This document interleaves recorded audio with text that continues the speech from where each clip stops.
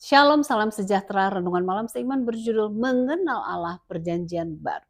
Itulah sebabnya aku sujud kepada Bapa yang daripadanya semua turunan di dalam surga dan di atas bumi menerima namanya. Efesus 3 ayat 14 dan 15. Setelah melihat banyak tabiat Allah Bapa dalam perjanjian lama, marilah sekarang kita melihat ciri-ciri Allah dalam perjanjian baru. Ternyata Tuhan yang digambarkan dalam perjanjian baru tidak berbeda dengan Tuhan di dalam perjanjian lama. Allah Bapa dinyatakan sebagai pencetus segala sesuatu dan sebagai Bapa dari semua orang percaya. Dan dalam arti yang unik, Bapa dari Yesus Kristus.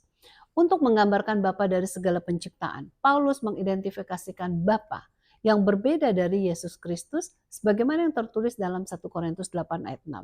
Namun bagi kita hanya ada satu Allah saja, yaitu Bapa yang daripadanya berasal segala sesuatu dan yang untuk Dia kita hidup, dan satu Tuhan saja, yaitu Yesus Kristus yang olehnya segala sesuatu telah dijadikan dan yang karena Dia kita hidup. Itulah sebabnya dalam ayat inti di atas dikatakan, itulah sebabnya aku sujud kepada Bapa yang daripadanya semua turunan yang di dalam sorga dan di atas bumi menerima namanya. Alkitab Perjanjian Baru juga memandang hubungan Bapa, anak rohani ini tidak dibatasi antara Allah dan bangsa Israel, tetapi di antara Allah dan orang percaya secara individu.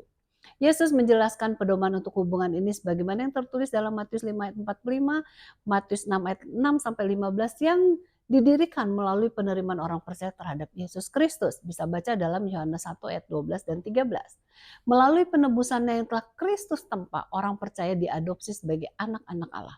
Roh Kudus memfasilitasikan hubungan ini. Galatia 4 ayat 5 dan 6 mengatakan Kristus datang untuk menebus mereka yang berada di bawah hukum Taurat supaya kita diterima menjadi anak. Dan karena kamu adalah anak, Allah telah menyuruh rohnya ke dalam hati kita yang berseru, ya Aba, ya Bapa. Ekspresi Tuhan yang paling signifikan sebagai Bapa semua orang percaya adalah dalam contoh doa yang diajarkan kepada semua pengikutnya. Kita bisa baca dalam Matius 6 ayat 9 sampai 13. Pada saat kita berdoa, Bapa kami yang di sorga. Kita mengakui bahwa Allah adalah pribadi yang mampu menjalin hubungan yang paling intim dan peduli dengan manusia. Ia adalah pribadi yang nyata, yang penuh kasih dan sangat peduli seperti seorang ayah kepada anaknya. Dan ia adalah Bapa yang di surga yang suci dan sempurna dalam tabiat, penuh kasih dan belas kasihan dalam memelihara hubungannya dengan manusia. Kita bersyukur oleh sebab Allah adalah Bapa kita yang peduli untuk kebahagiaan kita dan yang merindukan hal yang terbaik untuk kita masing-masing.